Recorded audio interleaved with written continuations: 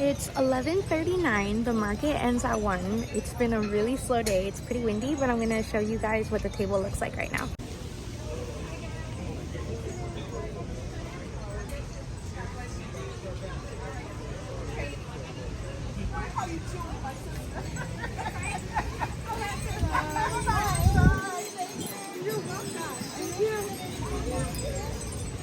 So yeah, it's been pretty slow. I still have a ton of plushies, but I have made a couple sales, and yeah, the weather is better windy than hot, but it's getting kind of a little bit too windy, so we'll see. I might have to pack up early. I'll keep you guys updated.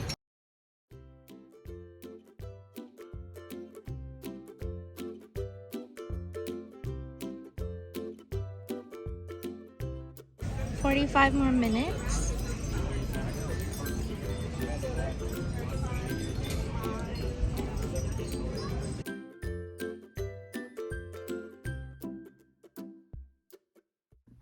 Hi everyone, I'm Michelle. Welcome back to my channel. I hope you're all having a wonderful day so far. So I did record a video earlier. You probably saw it earlier this week. Yeah, that was a fun video, but it was a lot shorter to record it than I thought it was going to be. So I was like, you know what? I have time to record another video. And that's good because I'm hoping to do 3 this week. I wanted to do the pack my first Etsy order with me, this video just talking about my markets, and then I'm hoping to do later this week everything I crocheted. So that's my plan, but we'll see. Yeah, I had a farmer's market on the 27th. It was a surprise farmer's market for me. It was very, very random. So the farmer's market around me, one of the local ones, it is year round. So basically most Saturdays, the farmer's market is there, unless I'm pretty sure they don't do it if it's like a holiday. I'm pretty sure like if Christmas is on a Saturday, they'll skip that one. But for the most part, this is definitely a year-round farmer's market. The problem with that is it's outdoor and it gets extremely hot here, especially this year, and it gets really cold too. So when it's hot, it's hot. And when it's cold, it is cold. But yeah, I try to go when I can. And this one, I went because the weather, literally, I didn't believe it, because the weather on Friday was like 100 degrees, and the weather on Sunday was like also 100 degrees, and for some reason the weather on Saturday, the day in between both 100 degrees, was like 80. So I was like, let's go for it, let's do it. It was still a little bit warm, and there was definitely less people than my last farmer's market, which I have written here. It was like over a month ago, so like a month and a half ago, let's say 6 weeks. Yeah, this was definitely emptier, a little bit warmer, and there was less people for sure. I was talking with the people around me and the vendors, and a lot of vendor friends that I have. I would walk around when I had the chance to, and they were also saying, you know what, it is definitely slow in the summer, and then this week and next week are the last 2 weeks of summer for different districts around here. Some kids are going back to school next week or the following, so people are trying to get in their last minute, you know, summer trips, which makes sense too, because even the weather was decent. You know, it was good weather actually. I think it was like, I want to say it was a high of like 85 or something. It was a little bit windy though, so there's always something. But yeah, it was definitely less people, and I want to believe it's because of summer vacation and people trying to get in their last minute trips. So keeping that in mind, this was definitely one of my slower markets, profit wise. And the markets, you know, I have so much fun doing them, but I did have some bestsellers, so I thought I would share that with you guys. So the very, very first sale that I had was, we open at 8 o'clock, And the first sale I had was about $8.30, I think. And it was for a snake. So I had this snake pattern, well, not pattern, sorry, a snake plushie that I made. So it was a variegated yarn that I used for the snake. It was really cute. The colors were like a blue, gray, dark blue, light blue. But the type of variegated yarn, it changed color very quickly. So it was an interesting snake. And I did not get to take pictures of it, but I'm pretty sure it's in the video of my booth on the little thing. Maybe I could find a clip and like put a picture up. Anyways, I had the price marked for 15, I think, for that's either 14 or 15 for the snake. But it was a older gentleman that was interested in it, and he was a veteran. He had like the hat on. So he looked at it, he's like, $14? And I said, yeah, but actually, you know what, $10 is fine, because I always try to give veterans a discount if I see them like have a hat on or something, you know.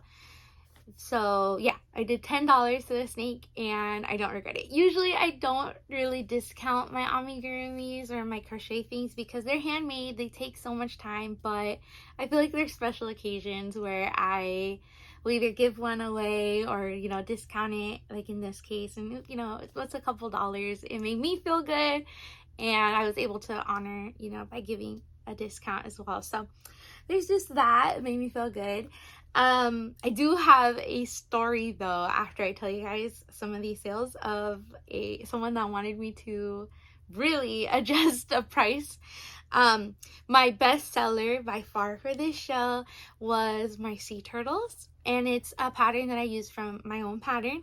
My sea turtle pattern is available on my pattern shop, because again, I have two, a plushie shop and a pattern shop. But this one is from the pattern shop.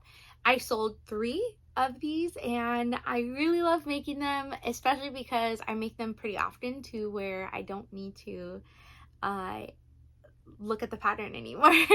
It's all, you know, it's all in my head, and I just really enjoy making them, especially when I'm out in public and I don't want to keep looking at a pattern. So I'll typically make turtles, which is why I end up with a bunch of them. But turtles were my best seller, and they are very popular. They have been too for a lot of markets. But sea turtles. Then I sold, so this is completely out of order, but the first one was the snake. I sold 3 sea turtles during the day. I sold a loaf cat, an acrylic loaf cat. I don't know if it was the gray one or the white and gray one, and I have to figure it out because I have both of those posted on my Etsy shop, and I have to remove the one that sold. So it was one of those two. I sold a capybara, which is the pattern that it's in Spanish. I mentioned it when I showed that I made like 5 of those. I have some also on my Etsy shop, but I had enough to where it's okay that I sold one. That was $12. The loaf cat, I don't think I said the price. That one was $15. Then I sold a little piggy, which was one of these. I had 2 of them, and it sold for $10.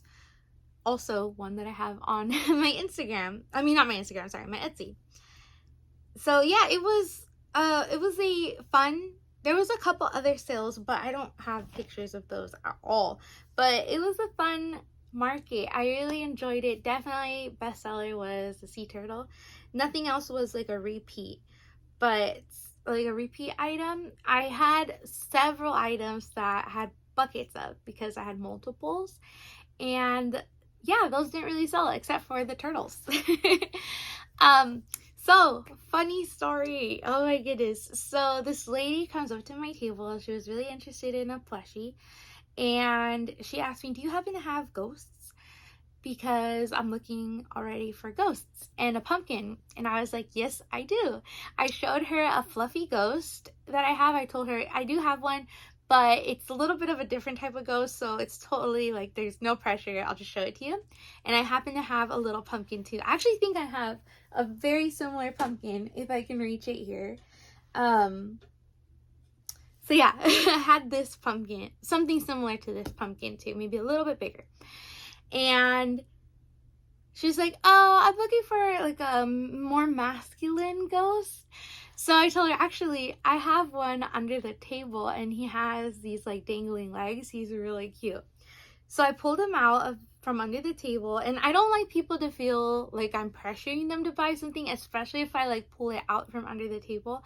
I'm always like, think about it, no pressure at all. If you don't want it, you could just leave it on the table and I'll put it away. So she saw the tag on the ghost said $20, and I told her I can do 15 because it's not really spooky season. But I told her I can do 15.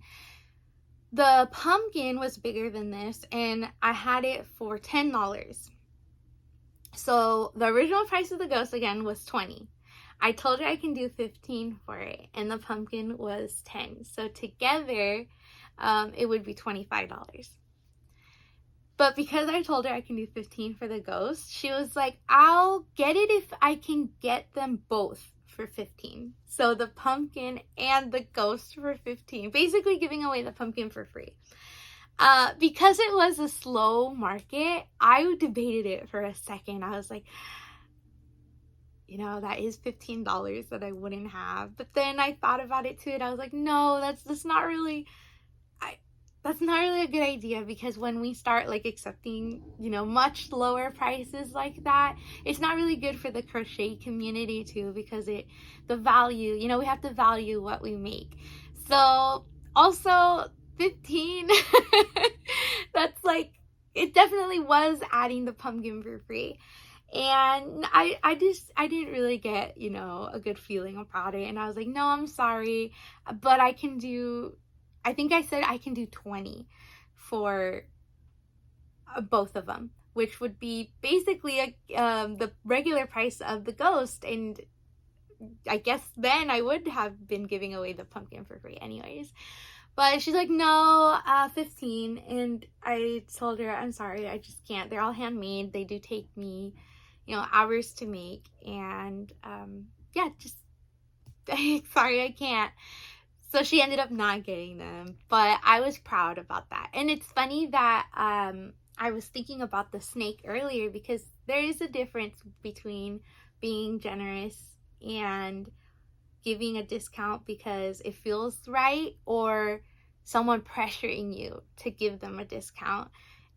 It just feels so much different. So I'm proud. I'm happy I discounted the older gentleman. I'm happy I stood my ground with the ghost. And you know what? I've had him for a while, but he will find a home one day. I'm confident. He's just waiting for the right family to give him a home. So that's what happened at that farmer's market. It was fun, definitely fun time. There was periods where it was like an hour with no sales. And yeah, definitely smaller sales. No big plushies sold. I typically bring like a couple big Pokemon just for, I know I go in knowing they're most likely not going to sell, but they do definitely catch people's eyes. There just weren't a lot of people.